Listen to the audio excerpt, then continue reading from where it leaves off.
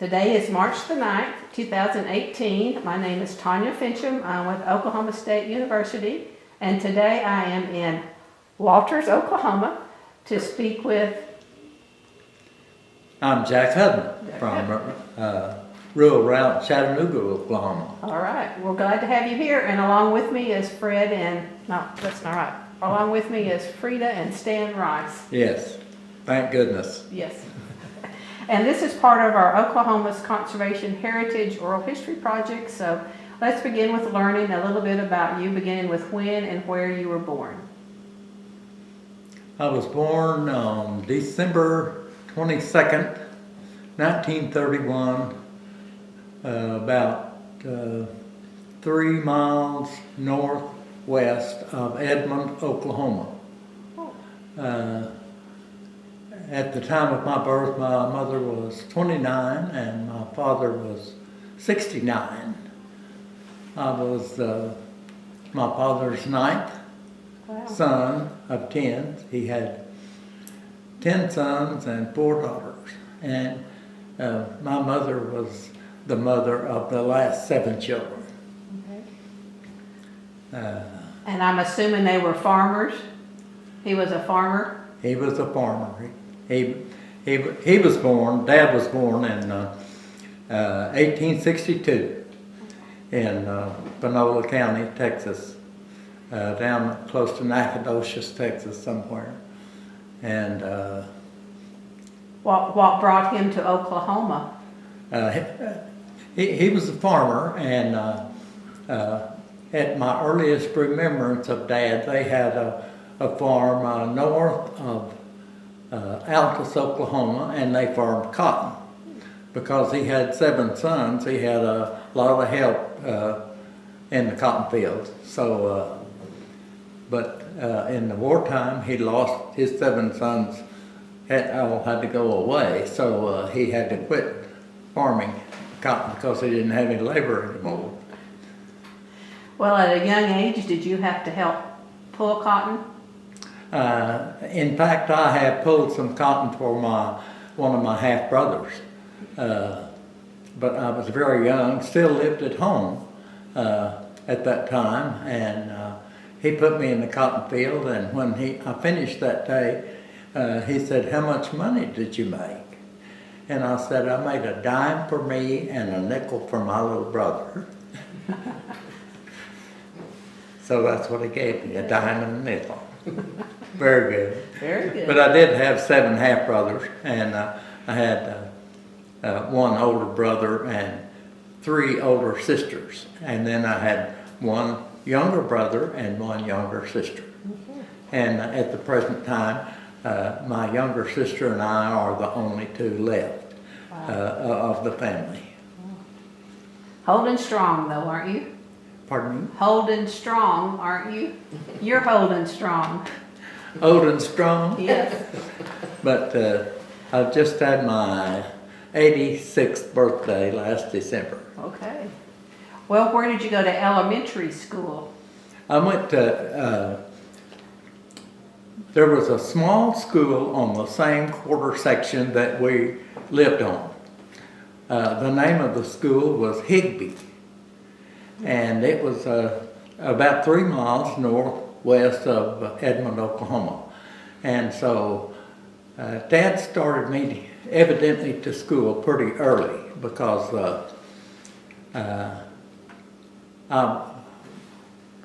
in the 3rd grade, I was in the 3rd grade. It was a 1-room schoolhouse, and you moved up a row in desks for every year. And the 1st graders were on the right side, and then the 6th graders were on the left side. Most of the kids coming to the school there rode horses. We had a stable and a place to keep the horses while school was in attendance. Later in my lifetime, someone stole the building that was our little school. It ended up missing off of there, and I don't know if they ever found it or not. Wow. But well, did you finish the 6th grade there? No, in December 7th, 1939, my mother has already been dead a while. We were transferred to the Baptist Orphans Home in Oklahoma City. That was my older brother and myself and my younger brother and my my little sister. We, 4 of us, went into the orphanage at that time. Well, what was that like? Very, very different from living at home. We had over 200 brothers and sisters there. Well, did you have chores there? Oh yes, yes. Everybody had chores. Like what would you have to do? But they had me working in the kitchen a lot, churning the butter with about a 25 or 30 gallon barrel that was on turn it round and round. And later I got to go to the dairy that they owned and milk the cows that went in, put the cream in that 30 gallon churn to churn butter for everybody. You got to see the whole process. Oh yes. Well, how long did you stay there? And I stayed in the orphanage until I was 15 years old. And when we went to the orphanage, our dad specified that we would never be adopted out. We would never be separated by adoption to go out. But a farmer here in Cotton County, Oklahoma, agreed for me to come and stay with them until further arrangements were made. No arrangements were ever made. So I went to school here from the 10th through the 12th grade, and I married here and stayed here. And I'm still living in the house that my wife and I have moved into in the 50s. Well, then that explains how you got to Cotton County. Pardon me? That's how you got to Cotton County. How did I? That tells us how you got to Cotton County. Yeah, okay. So what year did you graduate from high school? 1950. 1950. And Walters High School? No, Peatone High School was the name of the place. It was a little country school about 15 miles west of Walters, Oklahoma. Well, did they have FFA or 4-H? Yes, we had 4-H and FFA, but mostly we had basketball. And you played? Not very much. My wife, she was an expert player out on the girls' team, but I mostly warmed the bench. That counts. Someone has to, right? So once you graduated from high school, what did you do? We started raising a family and farming. You got married right out of high school? Yes, yes. Okay. And we started raising a family and farmed all the time. And what were some of the conservation practices you used early on? Some of the conservation practices that You used early on, back in the 50s?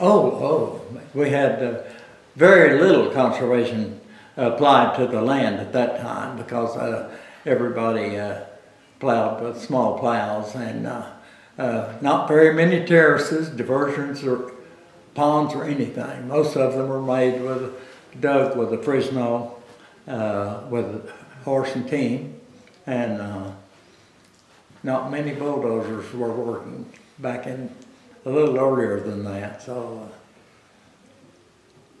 And what were you raising? We planted mostly wheat, just wheat, just very little else we planted. There was some cotton in this area. Some farmers planted cotton and feed, but mostly wheat. And then how did you get involved with the conservation district? It was early on, wasn't it? Yes, it was pretty early. Yeah.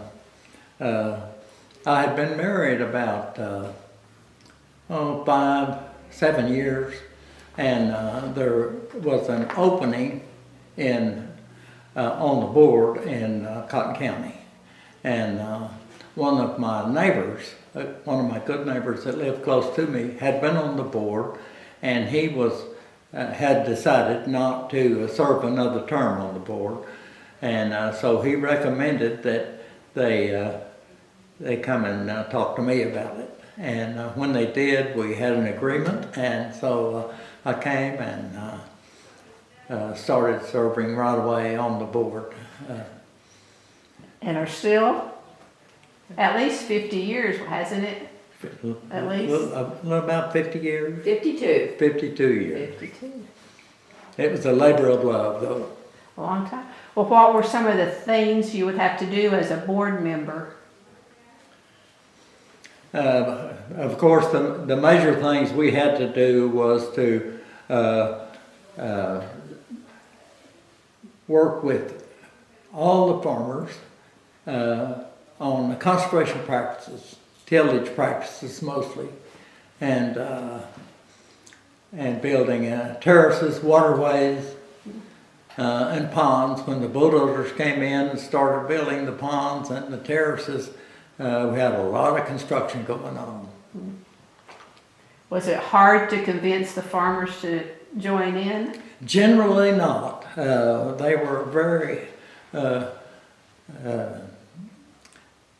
they watched their neighbors and saw what was happening, and they were easy to convince that they needed terraces. And they knew that before anybody else did, because plowing with the small plows up and down the hills made a lot of erosion problems. Yeah. Well, I want to back up. Do you remember your first tractor? Your first tractor? Oh yes, I remember the first tractor. I had an old Massey Harris tractor, but it was a pretty good sized tractor at that time. But my father-in-law had a feed mill, and we had a belt pulley on this tractor that would power his feed mill. So he enjoyed me coming and grinding feed for him every once in a while, because he was a cattleman and raised lots of cattle. And was it new or used? See? Was it new or used? Oh no, it was used. It was used. Yeah. It didn't cost a whole lot of money, but it was a lot of money back then. Sure. Well, how many acres did you have? We started with a very small amount. Some land from my in-laws. We farmed some, we rented some land from them at first. And then some of the land was given to my wife, several quarter sections, and we farmed that and raised cattle, cattle primarily. So you branched out. Yes, we branched out. Well, come on into the 60s and 70s. Did your practices change? Your conservation practices? Oh yes, all the conservation practices changed with the new equipment, all the help from federal, state, and then we could make terraces that would drain the water all the way to the end of the field. Well, the feds were not always positive, was it? That's exactly right. You want to talk about some of the negative? Oh, negative. I tried not to remember much of the negative things. Fair enough. Well, in the 80s, there was the farm crisis. Did that impact Cotton County? Some of the farm practices? No, the crisis in the 80s. The farm crisis. Low prices and all that was going on in the 80s. The 80s were almost after I no longer farmed. Oh, okay. Yeah. You didn't have to worry too much about it, huh? Well, while you were on the board, you served with several different executive directors of the Conservation Commission. Yes, yeah. Leonard Solomon. Oh, yes. Saul was a really good friend. In fact, he and his wife and me and my wife would travel to national meetings sometimes together. Thoroughly enjoyed his humor and his company all the time. And Great gentleman. And then the one after him was Mason Mungle. Oh, yes. Mason was a good friend. He called me one time and wanted me to give a speech to some of the young people in conservation work in Oklahoma City. And when I mentioned in my speech that he was connected to conservation because his grandmother was connected to conservation, and I looked at the back of the room and he had a handkerchief on his eyes. He didn't know that I had found out that his mother was in conservation. His grandmother was in conservation too. And I served with his grandfather. You did? Yes, Paul. Paul. Yes. Well, what can you tell us about him? What did I? What can you tell us about him? Paul? Mm-hmm. Paul. Nothing specific. He was a great gentleman, I know that. Thoroughly enjoyed him. Well, I've been told you have some stories about Solomon that you might want to share. One or two. Oh, Saul. He was from Lightning Ridge, and that's in southeastern Oklahoma. Stan knows just about where it is, but he was a great jokester too. I enjoyed his company. Did he have a tight fist? We could usually get around his tight fist. Most of the time. Most of the time. But he was pretty close. Was he? But it had to be a good need, a real need before. He was good. He was a good money manager. Well, times were just different too then. Yes. Times were. Well, let's talk about where we are today in this building. This building, our board was having meetings in a office building that when we held our meetings, if somebody else came in the room, we had to rearrange the furniture to get them in. It was so small. And we had a meeting there one time, and I found out that there was going to be a farm for sale. We had been through some grass planting, a lot of grass planting, and we had made a little money. Our district had. We were a district that sold seed, rented equipment out, and we had done very well with this. And when this farm came up for sale, where this present building is sitting, I asked the board if it would be all right if I would bid on this farm. And they agreed to let me bid on the farm. And when we went to the auction, one of the other board members showed up at the meeting too. And we ended up as a high bidder on this farm for something over $60,000. But we had earned some good money in the seed business and with our drills. So we were able to buy this farm. And my wife and I were running the seed, selling the seed out of the district barn. And she would manage the seed sales, and I would make sure the drills were delivered and sometimes even ran the drills.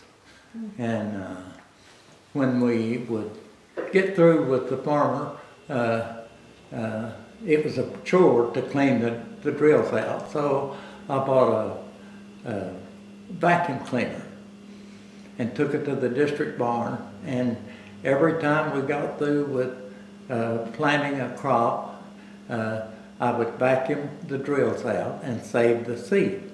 Our district sold that seed to farmers that weren't doing seed planting with government assistance, so we could sell that to them without a background on the seed.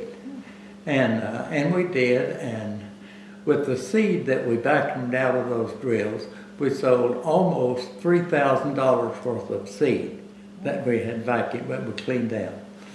And but we had made some good money in the seed business, so we were able to buy the farm and pay for it. And then how about the building itself? The building itself was, we had decided to build a building. And so we had a lot of good help though with what to do. The contractor, Stan knew a contractor, and we got in touch with this contractor and we made an agreement to start the building. It was estimated that it would cost about $350,000 to build this building, and but we did get it built. The contractor did a good job, and we moved in all of the other agencies which paid the bills on it. So, and we made an agreement with the Welch State Bank. They had done several projects like that with conservation districts whereby the district could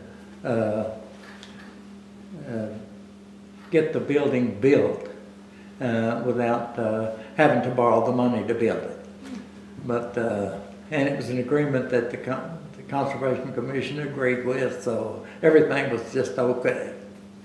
And but we got the building paid for in about 7 years, and they've enjoyed it now for quite a few years since then. Well, was it one of the first districts to build their own building? Probably so. One of the Probably first. Some districts had rented buildings, some had buildings that they owned, but they were not this kind of a structure. And tell us a little bit about the room we're in.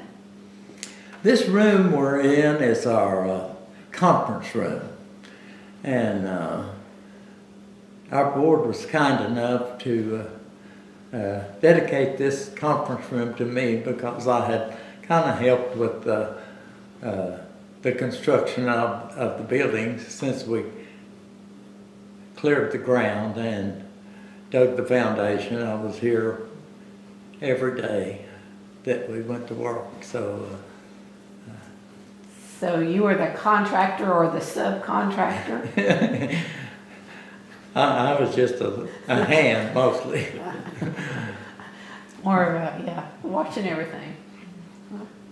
And so it's called the Jack Hudman room? Oh, yes. The guys decided that they would name this room for me, and which flattered me. Sure. Still does. And the table you said had to be built inside the room? Yes, we had the carpenter build this table because when we gave him the dimensions of the building, of the table, he said we can't get it in, so he built it in this room. Well, is the farm, do you do something else on the land besides just the building? When we first bought this property, we used this farm for plots, and demonstration plots, and but the farm was infested with mosquitoes, and I had a young grandson that was staying with me for a while that summer, and our county commissioner was kind enough to loan us the backhoe, and I would bring a trailer from home, and we would dig these mesquites and put them on this trailer.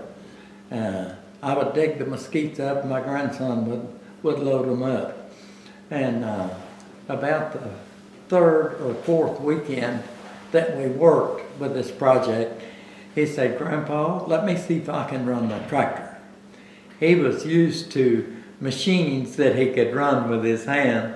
He had no problem whatever in running the backhoe. From then on, I loaded the mesquites and he dug them up. Still a pretty good deal.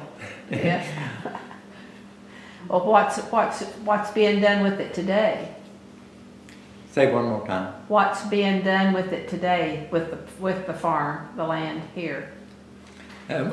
We had sold off part of the land. We had given a portion of the backside of this farm to the city to use for a detention facility, and they built a detention facility on the northwest corner of this farm, and kept it there for several years, and now I think the board has sold part of the land to the State Department, the Highway Department, but we still have cultivated land here, and they used a wetland project here and land judging contests here for all the schools in the county.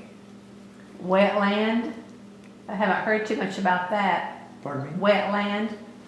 Oh, yes, we have a wetland project just to the west of our building here, and they'd have wetland classes there around those facilities. I wouldn't think it'd be wet enough here. Say one more time. I didn't think it would be wet enough here. Maybe not.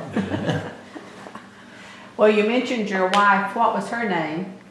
Her maiden name was McGee, Joy McGee. Her father was quite elderly. He was a large farmer in the western part of the county, but mostly dealt with cattle. And she helped on the farm? Oh yeah, she was driving the truck, the little pickup truck that went from the small combines. She'd haul wheat to the house, but she would drive at 10 years old. She was driving, luckily not many highways in the area, so, but always worked the farm. Always worked the farm. Great young lady. And was she involved with conservation as well? Say one more. Was she involved with conservation too? Yes. She was active in everything we had a part to do. She was there. She was always there. And at one time she was the state president of the Ladies Auxiliary in Oklahoma. Well, what were some things she would do? She always went with me to the meetings, and then eventually she had to go to meetings on her own because some of the meetings she went to I was not connected with. So, but she drove the tractors and she farmed. We had planted Bermuda grass, and we had a huge Bermuda grass digger, and she was in the trailer forking the roots to the back all the time because she couldn't run the machinery up front, so she and I would dig the roots, but she forked them back. She was a good hand. And how many children did you have? We had 4 children. We first had a girl, and then we had a son, and then we had 2 more girls. And were they involved with FFA or 4-H? Yes, they were in 4-H mostly, but they were busy on the farm most of the time. Have any of them stayed in farming? No, none of them has stayed in farming. My oldest daughter she is a retired teacher now, and my oldest son is a manager for Goodyear Maintenance, has about 31 employees, I think, out there for Goodyear. And my 2 other daughters are partially disabled from something in their back. All of my kids had back problems, so it may be hereditary, I don't know. But the two younger girls had back problems. Well, they may still like to play in the dirt. Still like to do something. Making mud pies. There you go. We've all done that. Yeah, talk about that. Oh, and I read somewhere that 1963, you were the wool champion at the state fair.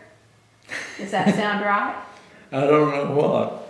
For wool. Oh, yes, we had my father-in-law at one time had 500 ewes. And when we were first married, my father-in-law, my mother-in-law would go to Tennessee. They did for 2 years for treatments from a doctor over there. And my wife and I had to take care of these 500 sheep in a time when we still had screwworms. Oh, that was bad. But we made it without losing any of them. But we had a Colombian ewe after we bought a farm and moved away from her folks. We had a Colombian ewe that our oldest daughter had in 4-H, and we sent the fleece to Oklahoma State Fair, and the fleece made the first place. Okay. Who sheared it? We had a gentleman from this gentleman was from California that was a sheep shearer that came to Oklahoma and to shear all the sheep. He came to shear my father-in-law's sheep mainly, and stayed here. And whenever all the farmers around that had sheep, he would shear for them, and he was usually the one that sheared our sheep too. Oh. You didn't have to? I did not do that. I was not that talented. I know it's a skill, yes. You got any questions for it, guys? Jack, when do you remember when and why they converted from the small plows, as you call them, the one-way type plows, to the sweep plows? Do you remember about when that started happening? I don't remember the year that was, but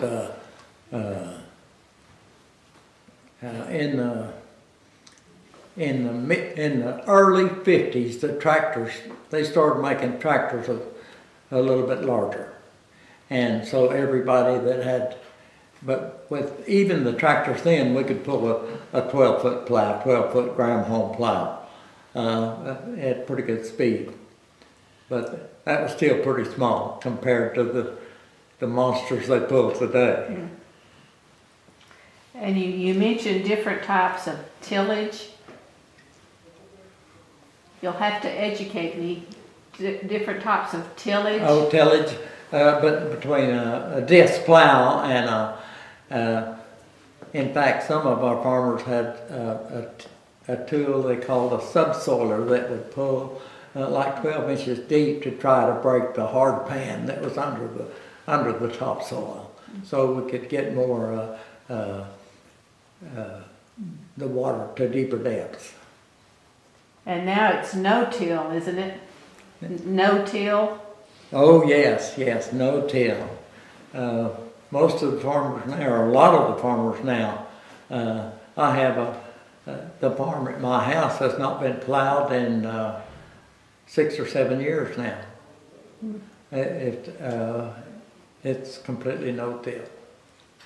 That's part of something the government was sponsoring? Probably Some kind of so, program. yes. I leased my farm to a different farmer now, and it looks like we're going to plant cotton this next year. Hey, not good. What else? see.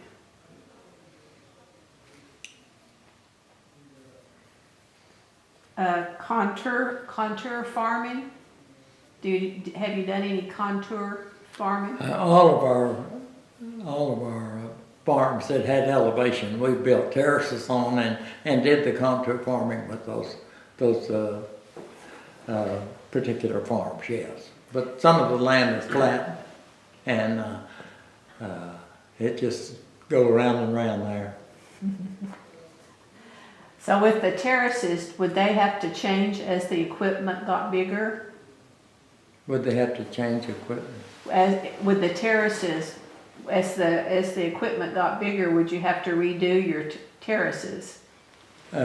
Sometimes we could have a longer spacing between the terraces to accommodate the larger equipment, but generally they still did a good job.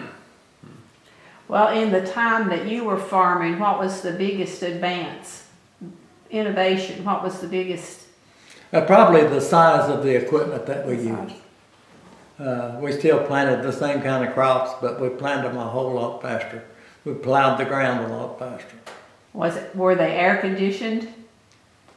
Were your machines air conditioned? Oh yes, yes. Later? Some of the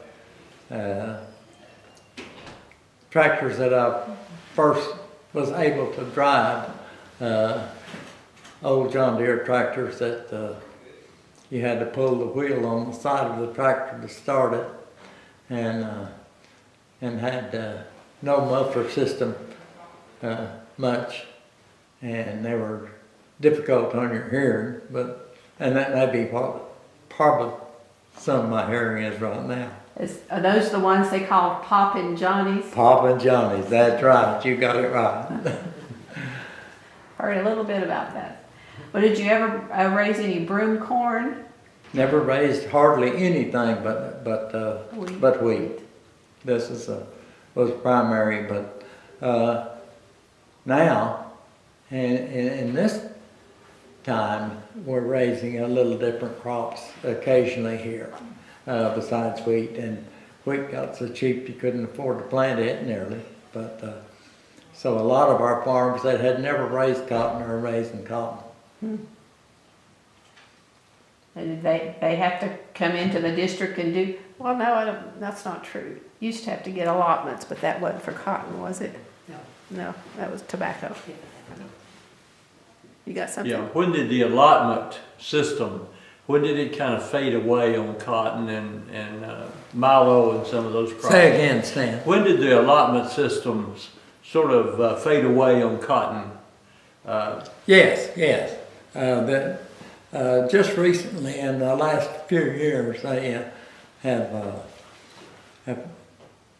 we have not had to do a certain amount of acres on the farm. So a lot of farmers have planted cotton all the way. All their former wheat land was planted to cotton. Well, a long time ago, you'd have to do allotments, cotton allotments. Oh yes, not very much, not very many acres were, because allotments were probably based on history, and you didn't have much history with some of the crops, and you didn't get much allotment with those crops. Well, did you ever have to travel to DC to state your case for something? We have traveled to almost every large town in the United States to our conservation district meetings were generally in the southern part of the United States, because we had the meeting in the wintertime and we couldn't go up north in the wintertime. So, and we've had meetings in Hawaii. We had a meeting in Hawaii and had a meeting in Puerto Rico in the summertime. So that was really nice to go to. But we tried to attend most of the meetings. We attended a lot of these meetings when the district couldn't afford to send you, but we would go anyway. But and later our district board would pay for my expenses going to the meetings. So, but we represented them well, tried to anyway. And have you had to lobby at the Capitol for anything? We have been there quite a few times and made a lot of good friends. And a lot of the people in the Capitol were friends and neighbors anyway. So they were easy to do, easy to visit with them. And they were very generous when it came to appropriations for farm stuff. Great people up there too. They work hard too, besides being regular people. They have to spend a lot of time away from home. Any major disappointments though that you couldn't just quite get it done? Most of the disappointments that we have had were small because if we had a good program and we pressed it hard enough, we usually were successful in getting it done. And have you done much work with youth, children, high school? That is a program that I have really enjoyed. With our association, with ASCOG, we had it at our house one time, we had a fish fry. We had some people come to our house looking for a place for buffalo soldiers. These were reenactment from buffalo soldiers. A lot of the children were black children that rode these horses and everything, but they were looking for a place to come so they could ride into Fort Sill, Oklahoma, and celebrate the buffalo soldiers. And we agreed to let these people come, bring these kids, and stay at our house. We gave them a little 7-acre field close to the house where they could camp out, and then they could ride into Fort Sill and do the celebration for the black soldiers, for the buffalo soldiers. And we, with ASCOG, we got together and decided that we would have a fish fry and invite all of the mayors, all of the law enforcement people from 3 counties here in this area to our house for a fish fry in order to see if we could get this company, Vision Quest, to open a camp in Oklahoma and come and take care of some of our delinquent children. And we had a fish fry. We had the game rangers came and cooked the fish for us. And of all the political people that we had here, we had the Speaker of the House, which was a good friend of ours. And the politicians that visited with the people with the company, with Vision Quest, and before 9 o'clock that night, we had an agreement for the company to start a program in Oklahoma. And eventually we signed a $25 million contract with this company to take care of 190 kids at a time. 180 kids at a time. We had a facility at the closed school at Finchum, Oklahoma, and that took care of 90 children. We had to build a camp for those kids, and then we opened a facility in Wewoka, Oklahoma, and for same 90 children. we would get 30 new young people every month. We would graduate 30 and we would get 30 new ones. So it was a rotation. The kids were in the program for 90 days, but they spent a lot of good money there. But after 5 years, we had a person come into power in the state that was opposed to. He was an ex-sheriff, and he didn't like putting the kids in an area where you trained them to do something. He wanted to put them in a lockup. And so the program was shut off in Oklahoma. But I still went with the people, and we took care of kids from California to Pennsylvania to Texas and Florida. I stayed working with those people, with those young people for 17 years after they left the state. I mean, but thoroughly enjoyed the program, enjoyed the kids, but Kept you busy. kept very busy, and but they would keep me gone from home a lot. I'd be gone from home sometimes 62 days, and be home on a Friday, and would get a call on the weekend and said, can you be in Baltimore by noon Monday, or Baltimore by noon? And I would go back and maybe spend another 60 days. But I was gone a lot, but thoroughly enjoyed working with boys and girls in those programs. I'm assuming that was after you'd stopped farming. Had you already stopped farming? Yes, I had no longer farmed, so it was easy for me to go and stay. I was going to say, Joy would be cracking the whip at home. Oh, I know it. She was a good leader, good manager. That sounds like it. And willing to do almost anything.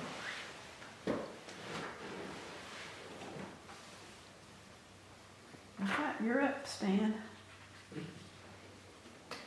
She said you're up. You're up.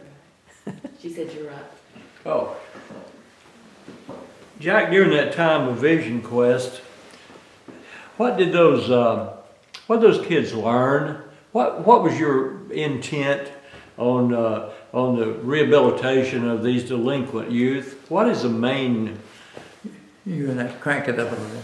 I said when you were working with Vision Quest, what was the reasoning behind the delinquent kids? What would you like to move them into? What was your goal there? What was what? What was the goal with the delinquent children? What was the goal with delinquent children was to be able to let them go to areas where they did not have to be incarcerated. They didn't have to be kept anymore. They could be out and grown. What was the age of these children? The age of the children was between, they usually said between 12 and 18. We had 63 girls on a camp in Okeechobee, Florida. And I had all of the kids on the basketball court one day and had them in a circle. And because I was new at working at that camp for a while, so I wanted to get acquainted with the kids. And I asked the kids in the circle, how many of you are 12 years old? And 3 little girls held up their hands and waved. And I started to proceed to the next age. And a little girl waved and hollered at me. And I said, yes, what is it? She said, you didn't start early enough. There was 3 11-year-olds in that camp. I cannot imagine an 11-year-old being in a rehabilitation camp like that, but that was so.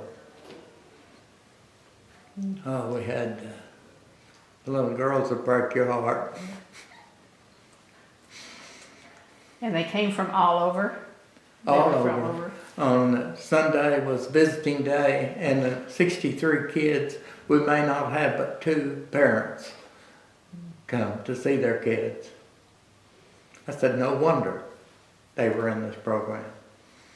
But in conservation work, we have always tried to be stewards of all of our community, to do whatever was needed besides conservation to the land. We needed to work with the people too, and enjoyed it. Well, everybody in town knows who you are, I'd say.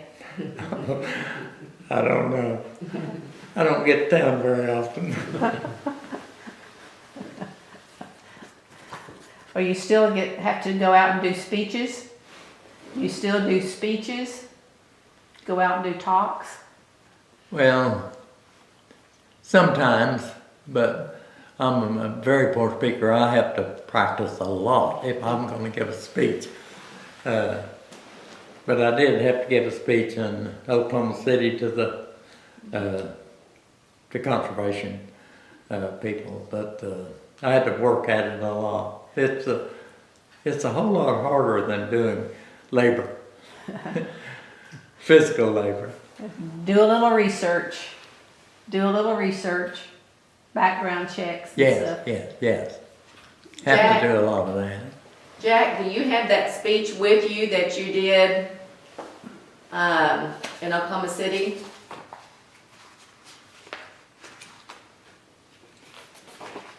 I think so.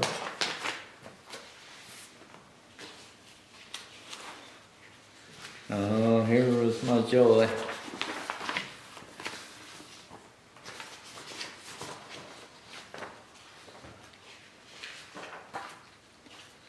Boy, there's a lot of stuff here, girl.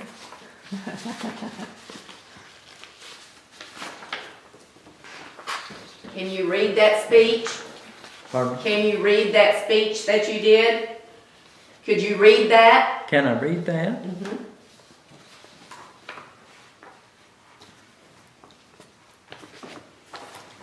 This speech I was, Mason Mungle had asked me to speak to this group of conservation people in Oklahoma City, and I'll go through it with your permission. Sure. Conservation, the Past was the title of my speech. I don't understand why I was chosen to speak to you about conservation, the past, when there are many district directors older, wiser, and more capable than myself, and quite a few that are younger, wiser, and more capable. Nevertheless, in the next few minutes, I will attempt to give you a broad view of the conservation movement in Oklahoma from the beginning. In the beginning, God created the heaven and the earth. Cain killed Abel. Noah and his family survived the flood. Moses led the Israelites from Egypt. Columbus sailed to America, and settlers ran for free land in the Oklahoma Territory. A history of the conservation movement is an integral part of the history of the state of Oklahoma. That peculiar phenomenon of restlessness that pushed people across the North American continent in an unending pursuit of richer soils, better opportunities, and a chance to begin anew. On the vast prairie grasslands of Oklahoma, they found those opportunities, some sooner than others. With them, they brought their families, their livestock, their farming equipment. They found the fertile soil to be very productive, and for a time they prospered. But soon, because of rainfall was too little, then too much, gullies began to form. Their lack of knowledge about terraces, waterways, stubble mulching, contour plowing, crop rotation, and cover crops made things worse. Millions of tons of soil was washed away or blown away, causing 8 million acres in Oklahoma, Texas, Colorado, and Kansas to be non-productive. It was the beginning of the 2-bit Dust Bowl. 2 bits is 25 cents. 25 cents is a quarter. And a quarter is 160 acres. There were some that believed that the Dust Bowl was caused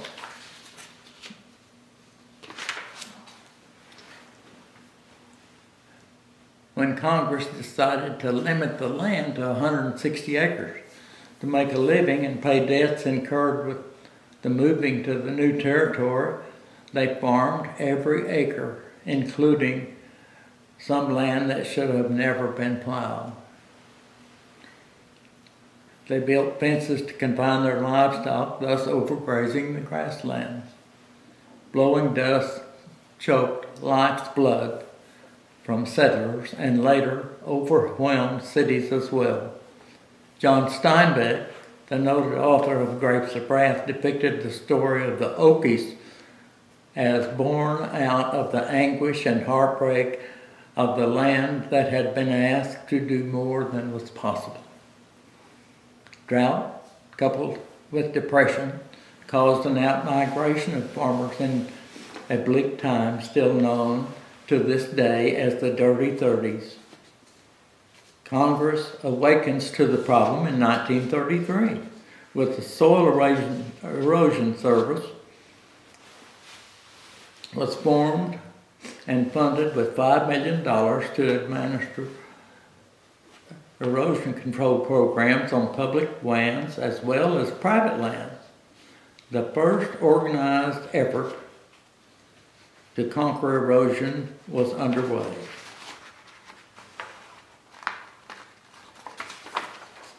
Then on May 11th, 1934, a great dust storm born in the plains hit the eastern seaboard, and the following year, on April 14th, 1935, a second storm as bad as the first rolled into Washington, D.C. and other eastern cities. New York City had to turn on the lights at noon because of darkness caused by the dust. Efforts of the Soil Erosion Service had not begun to approach the need. So on April 27, 1935, Congress enacted the Establishing and Enabling Act of the Soil Conservation Service, taking over all the functions of the Soil Erosion Service. This act, Public Law 7436, passed both houses without a dissenting vote.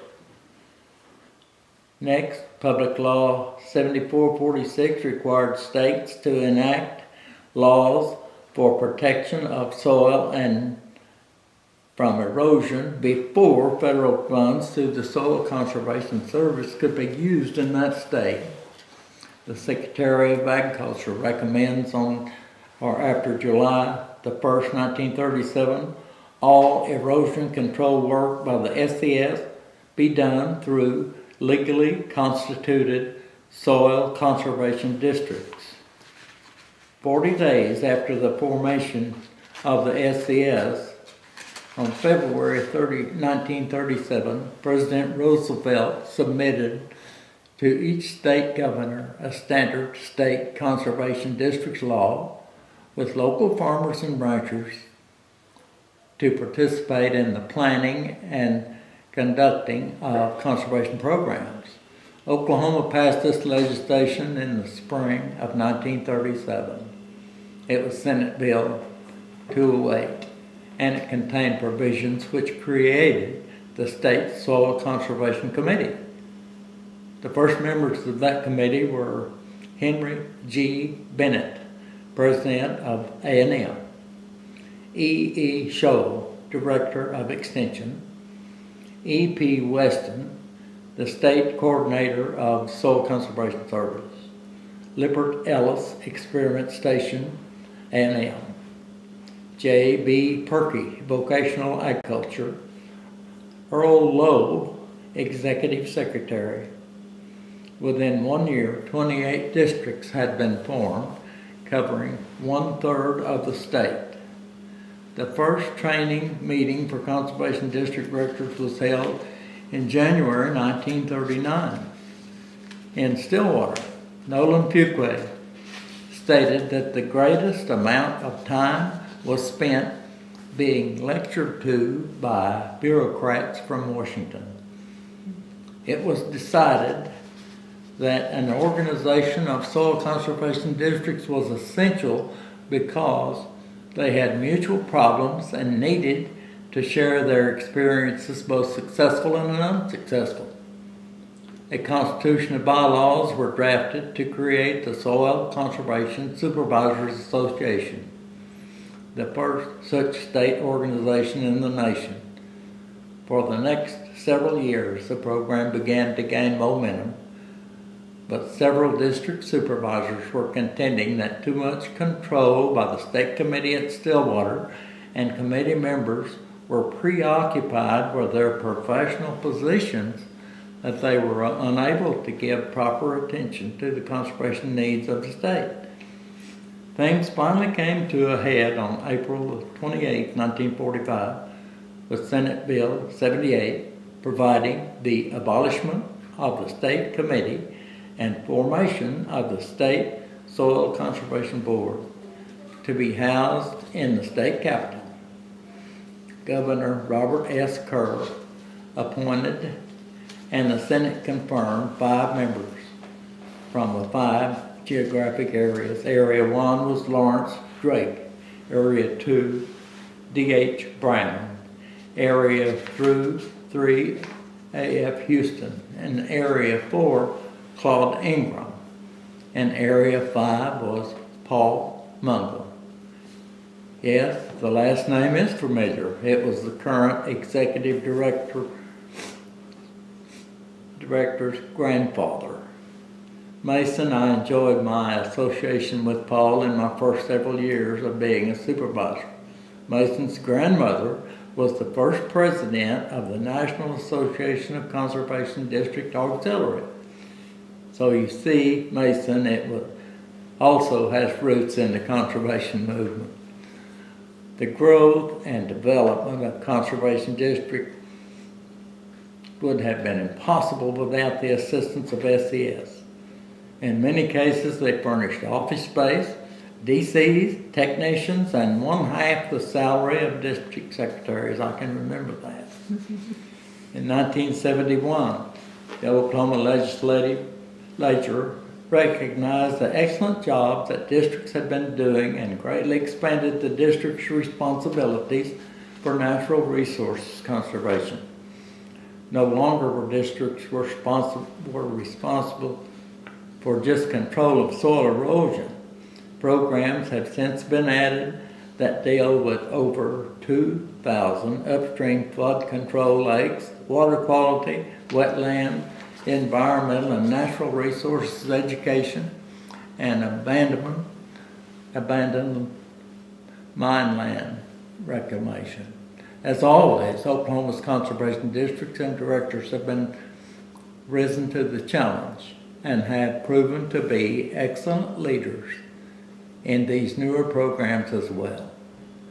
Some of the pioneer conservationists that have influenced my small contribution to the conservation movement are Nolan Fuqua, Ward Perriman, Dick Longmire, Lawrence Drake, and Leonard Sullivan. And I said, from the beginning of time, man has been dependent on the soil. Soil is different things to different people. To a geologist, it is a barrier between himself and the material he is trying to study.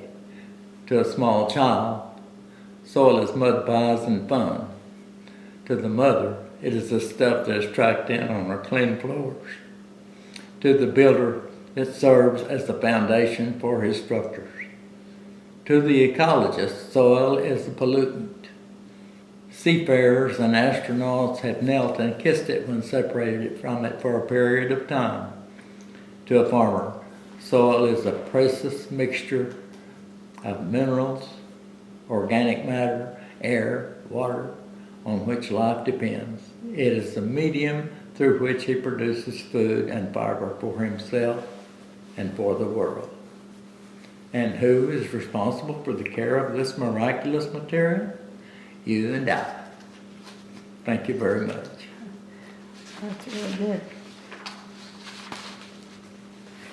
Do you want to, you mentioned some of these people. What can you tell me about some of these? I haven't heard this first four names too much. Oh, Nolan Fuquay? Nolan was from Duncan, Oklahoma. He was a very successful businessman, and he was a strong conservationist too. He was a member of their conservation district in Stevens County for quite some time. Ward Perriman. Ward was from Altus, Jackson County Conservation District, I guess. He was also, at one time, both these gentlemen were president of the State Association. Dick Longmire was from Pauls Valley. Pauls Valley, thank you, Garvin County.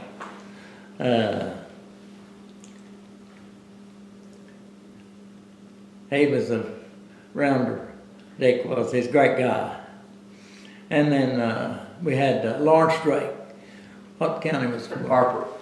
Harper County. Well, that's, But these guys were very influential in my early days as a conservation district director, because they were in control of all the programs. All the meetings, they were all there. And then the last one I had on my list was Leonard Solomon. He was a very dear, great friend. He and his wife Carolyn. well, I mean, if you had problems, you would contact one of these. Pardon me? These are the ones you would go to if you had a problem. That's right. That's They're right. good. That's right. Well, Harper County's quite a ways Oh yeah. away from. I'd see all of these gentlemen in meetings everywhere. State, national meetings, they'd all be there. And you were president too, for a term, weren't you, of the Oklahoma? Yes, I was fortunate enough to be president of the State Association for a while. What do you recall from those year or two? A lot of work and a lot of joy, a lot of trips. What was the hot topics? Issues? Keeping everything together. A lot of times shortage of money. We needed more money to do more things. Well, was there a governor that was more friendly to the conservationists than the others? Say what now? Was there one governor that was in favor, supported you guys more than the others? I don't. Bellman No, or I'm sure Walker? that there were, but I cannot recall it right now. Okay. I was thinking Bellman might have been, since he was a Oh, Henry farmer himself. Jack, did Mr. Perryman receive an award and something happened to it and you took care of it? Did Mr. Perryman have an award and his house burned and someone got him another award? Yes. Can you tell us about it? I can't remember the plaque that he had. What was the plaque? Something from the commission office. Oh yes, yes. And Ward had a fire in his office, and I managed to find a place that had produced that award and had it reproduced, and gave it to him. And he was Ward and Golda. That was her name. Great people, great humble people, good Christian, great people. Well, it sounds like it was usually a couples thing. If the man was involved, the wife was. They were right there with them all the time. like in this room too, huh? Yeah, Both ways. yeah. Were you in the Hall of Fame? Or, Were you in the Conservation Hall of Fame? well, I don't know. 1990, yes you were. Was that a surprise? Yes, yes. Quite surprised. I have had so many enjoyable things happen to me connected with conservation work.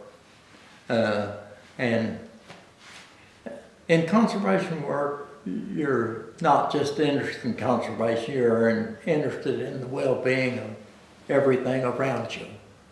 And pretty soon it's everything around the counties around you, and the states, and then the country. So it doesn't quit, it multiplies itself. Well, it starts someplace though. That's right. Starts.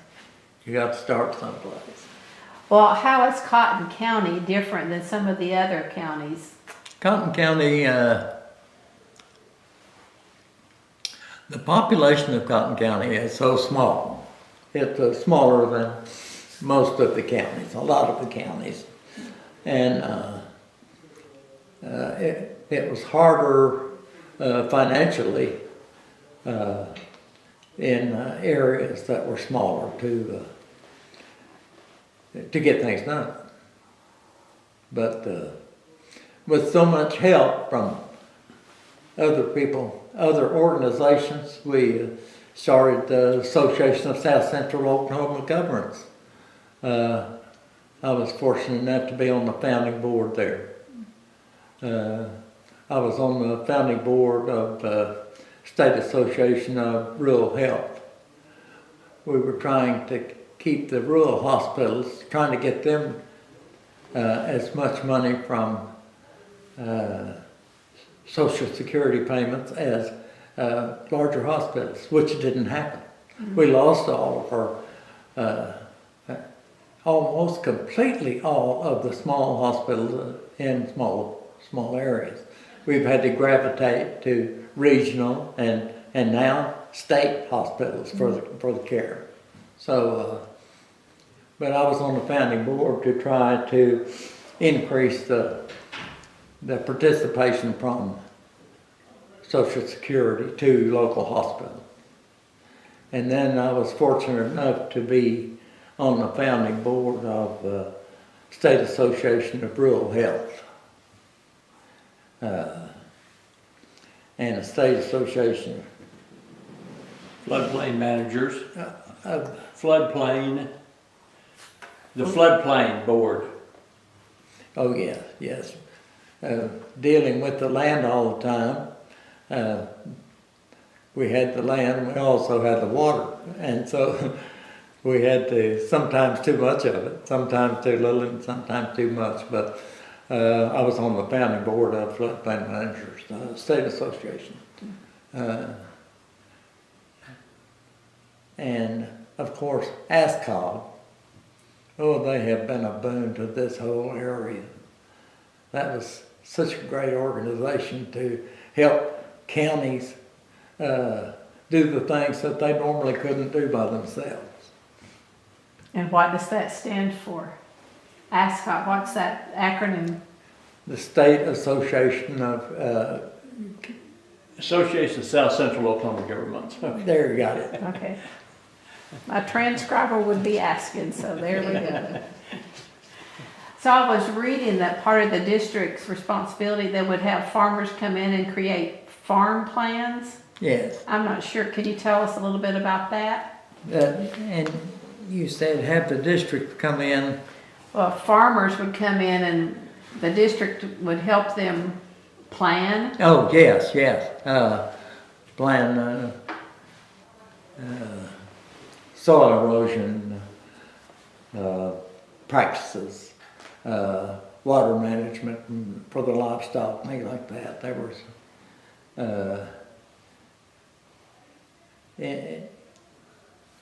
conservation districts have helped so many people that couldn't help themselves or didn't know how to get the resources to do this.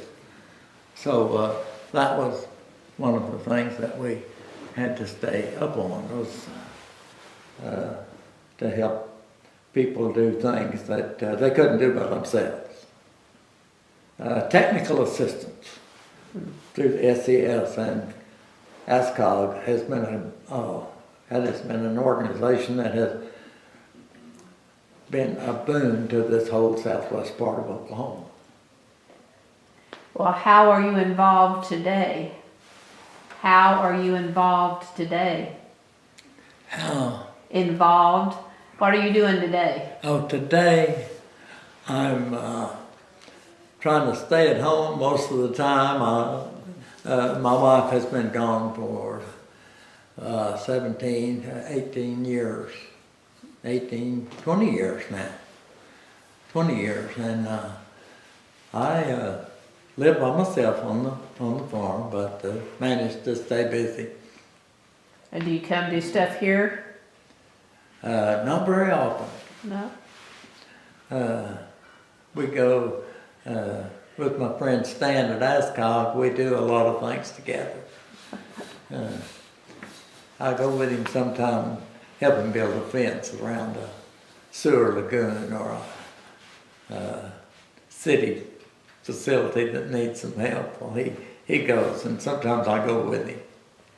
So the district has something to do with lagoons? I don't know much about that. Well, I don't know much about them, but Stan can tell you everything about them. But is that something that you do to get money for the district? Yes, districts make the money there. Yes. With the assistance of somebody that knows about the technicalities of it, as a cooperative effort there, that can work. Well, you said during your time that you made money doing the seeds, selling the seeds, you made money for the district. Yes. So what's the district doing today to make some cash, or do you know? You know, they don't produce near as much income as we did. Right now, the district rents this building out to several different agencies here, and so they're not encumbered with a lot of, have to get out and earn enough to give the kids a plaque for something. So they do a lot better, a lot easier now, because they have a source of income that's constant and steady. Well, lots of thanks to you. Well, Right. Jack, talk about the recycling of the municipal waste. What we were working on when we built the building, the recycling of the biosolids, municipal waste. I'm lost there, Stan. Municipal waste. The municipal waste, recycling of the municipal waste. Mm-hmm. That's what he wants you to talk about.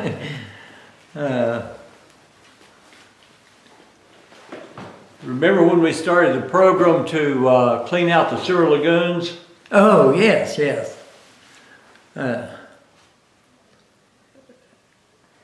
About year 2000. That was recycling in a good way. Dirty job, but a good way. Yeah, remember we did the program statewide, like Tyrone and Westville and Pitcher and on and on. Oh. How many of those did we do? And a bunch. But a lot of it I forget now. But it was great then too. Where did they put that sludge? Where did they put the sludge? Where did they put the sludge? They put it on the farmland lots of times. Yes. It was a good way to recycle the sludge that was a good way to get rid of it and a good use of it at the same time. So it was a win-win situation. Fertilizer. Oh yes, yes ma'am. That's great. I can't imagine the smell. Not much. Not much. When I was, how old was I? Let's see, I think I was 7 years old. My father could no longer take care of the youngest 4 children in the family. And we were sent to an orphanage, the Baptist Orphans Home on 63rd in Pennsylvania in Oklahoma City. And at that time, my little sister, who later became a Southern Baptist missionary, was the youngest child they had ever accepted into the orphanage. But my father told the management that his kids were not to be adopted out. They'd all have to go to the same place if they went any place. So we couldn't be adopted, but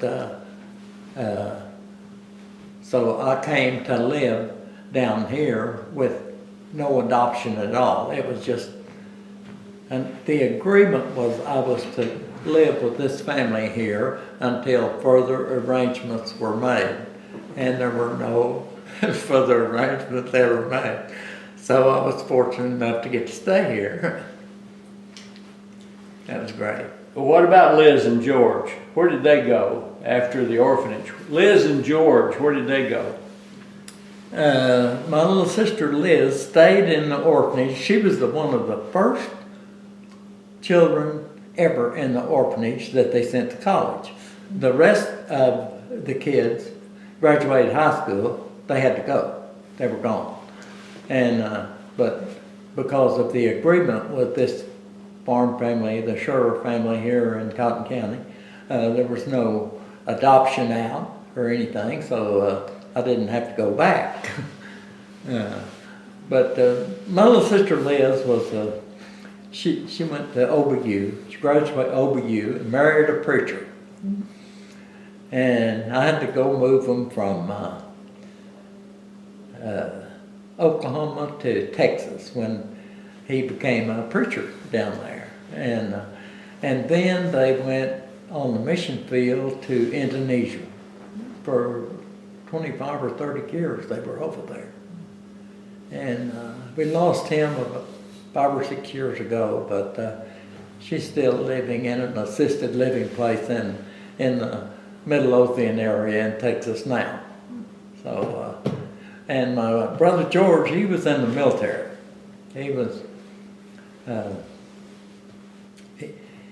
a gentleman took him at the orphanage and placed him in the Oklahoma Military Academy. And so he went to school there, and when he graduated with, as a lieutenant. And he was brought into the military. And he left the military as a colonel. Wow. So, but he has since gone too. My brother Jim was he enlisted in the Navy when he was not old enough to enlist in the Navy. So they sent him back, and then a year later he got in again this time, but he worked as a radioman and became an air traffic controller when he got out of the service. And he was in the management position when President, I think Reagan, fired all of the air traffic controllers. And and he lived in California and Arizona and just a lot of different states and worked in different centers as an air traffic supervisor. You all 4 did well. Oh yeah, You did. we had, well, probably the orphanage was the best thing that ever happened to us. That we would have been street kids had we not been accepted at the orphanage by a bunch of kind-hearted people. And we got to ride in a car when we got. My father never owned a car at all. Yeah, and we always traveled when we were at home with in a horse and wagon. And that seems like a long time ago now, because very few people, even at that time, traveled in a horse and wagon. In the 30s, right, yeah. But because of his age and still bearing children at 73 years old, we didn't graduate an automobile. We still traveled in the wagon and the team. But you remember your first ride? Your first car ride?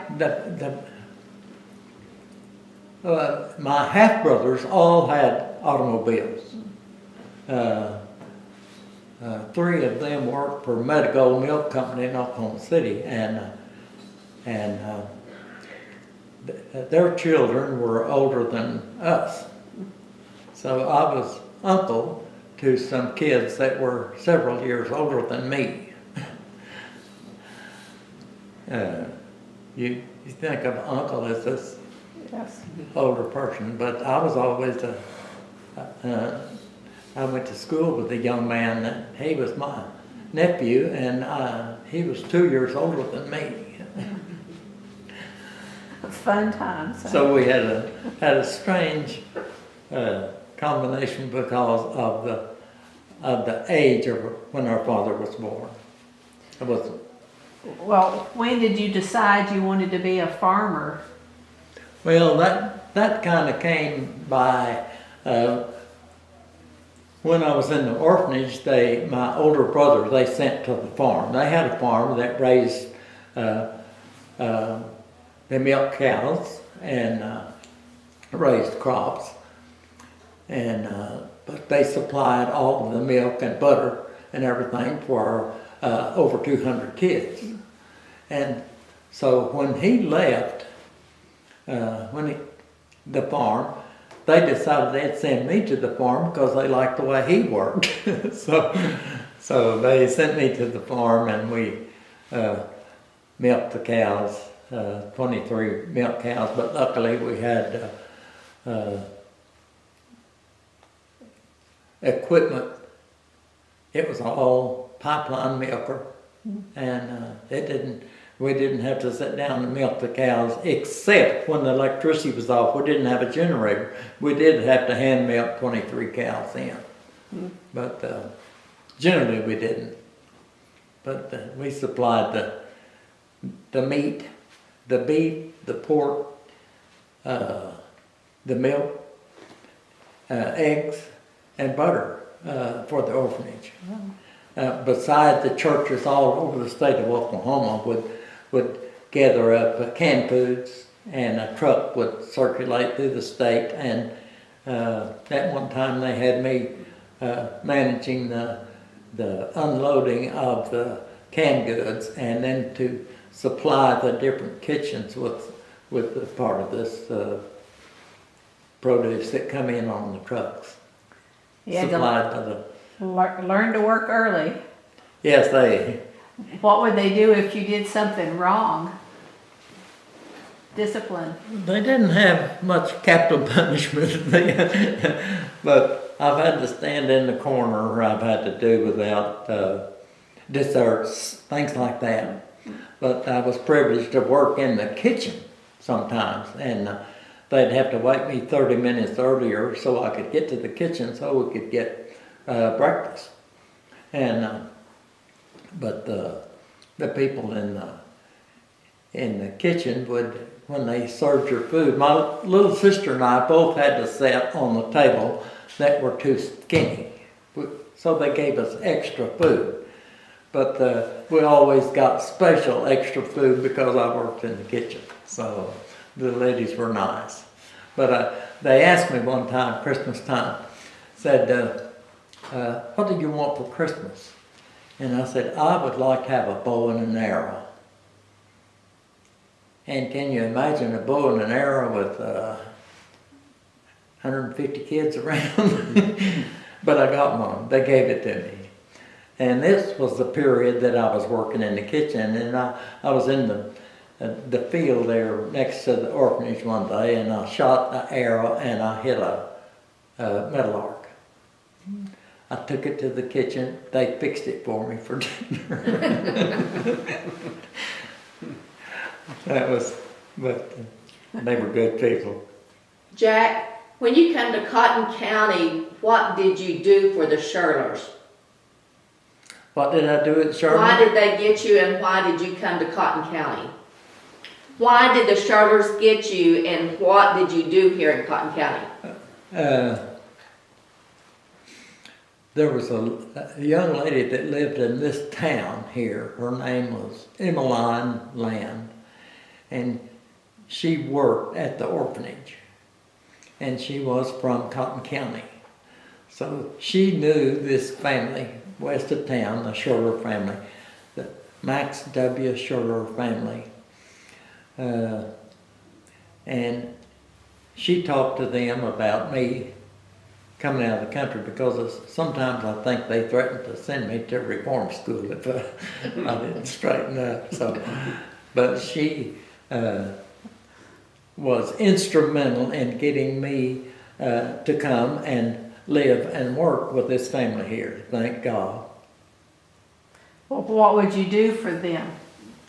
Oh, What did at they the have farm? you- Oh, I was just like one of the kids.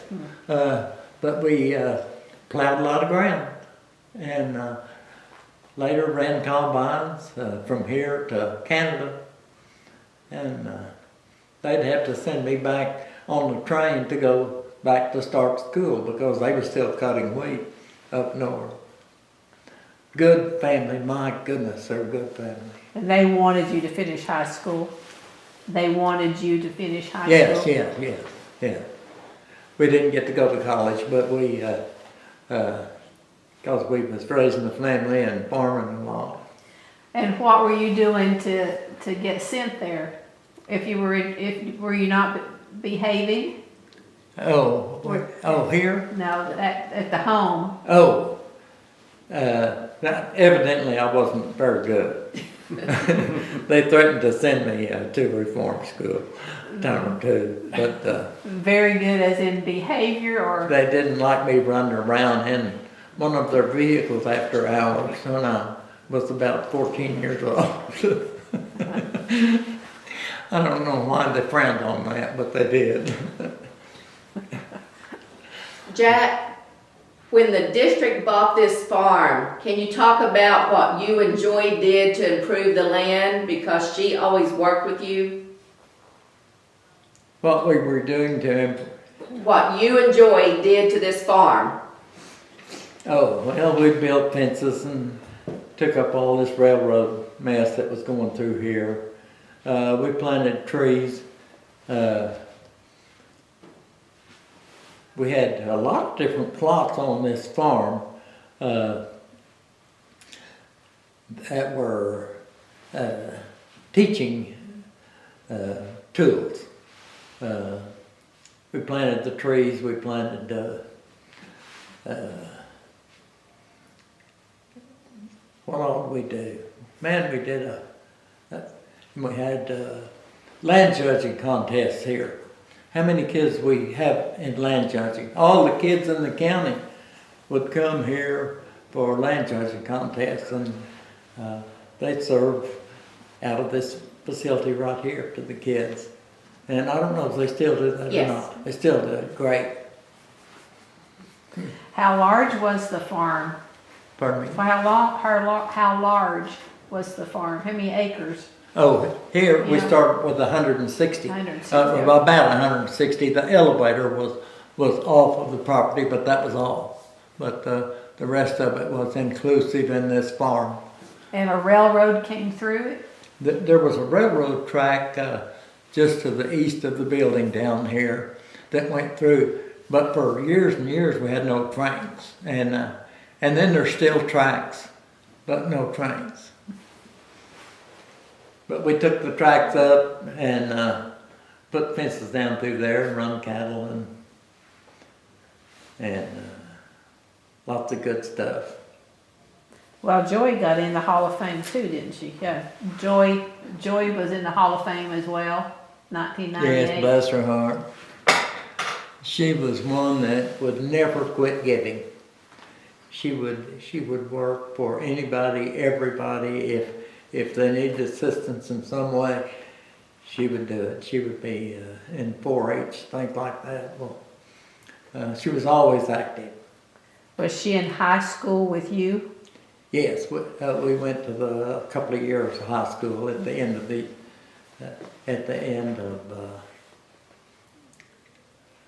high school. Yes. And did you get married here? Yes. Did you get married in Cotton County? Yeah. Yeah. Walker? Yeah. Got married here. I want to know how you asked the question. There is no telling. I think we just assumed it was going to happen all the time anyway. Yeah. We were very, very close. She was good. She was the most kind-hearted person I think I've ever known. Anything, everything. But she could shoot the dove for dinner with a shotgun too. One time we had a farm close to the house, well, 3 miles from the house, and a large pond on it. And she had been over to check the cows, and she saw a bunch of ducks on the pond. So she came back to the house, got the shotgun, and she went over and she got up on the dam, and she said the ducks didn't move. So she started shooting. The ducks still didn't move. Some hunter from Lawton had been down there, put his decoys on the pond, and so I was at a service station one day, and they had a gin game going on in the back, and I went in there and sat down and watched them play gin, and then I told them the story about her going to the pasture over there and shooting the decoy. And there was a newspaper man in there, not to my knowledge. Next day in the paper, Lawton paper, Ms. Hudman hunts unusual duck. She could have killed me. But I didn't know there was a newspaper man in the crowd that was playing gin. Can you tell us about what you did at the racetrack for many years? Oh, I did the flagging job for the Lawton Speedway for quite a while, and at one time I co-owned a Dallas track with my friend there. That he's gone now, bless his heart.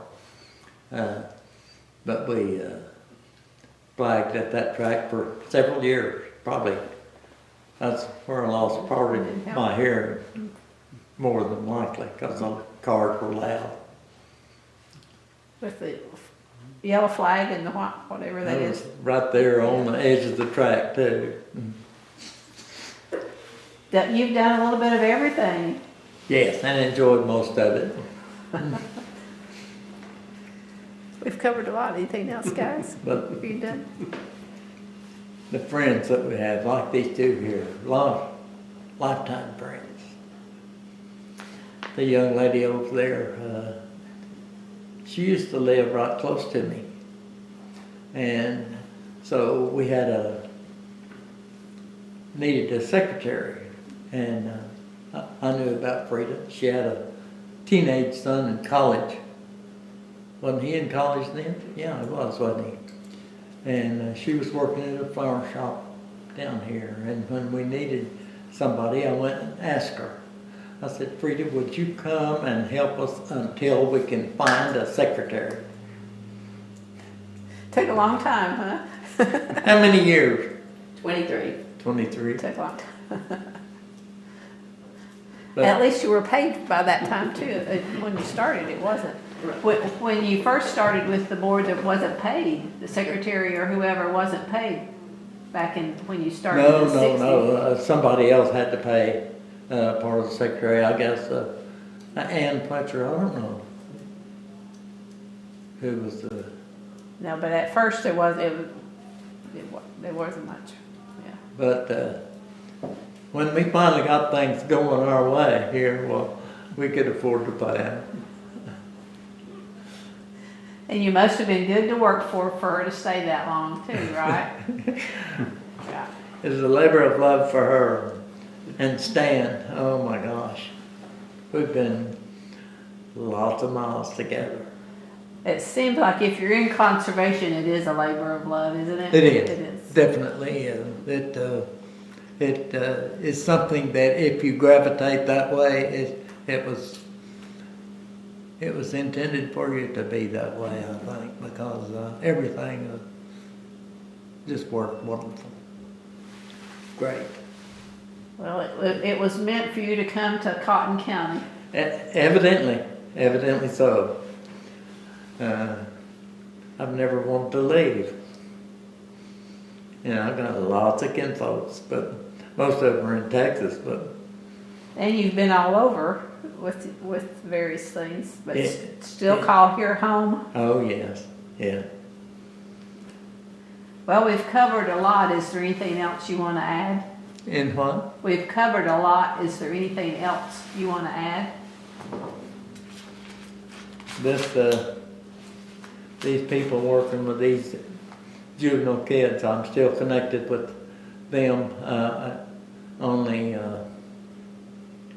just, they're dear friends that have done things for a lot of troubled kids. And we don't really realize how many troubled kids we have till you get to areas that you can work with these kids. Oh my goodness. Some of them have never had a chance. Their home life has not been a home life. A whole lot worse than an orphanage. Yeah. It would have, like us, I don't know what, we'd have been probably street kids if we haven't gone to that Baptist orphanage home. We would have, because Dad was real elderly at that time. And we'd have just been on the street. So, thank God, we were sent to some place that cared about us. And it all worked out. Yeah, worked out good. Well, that's a good way to end. So thank you. It's been great.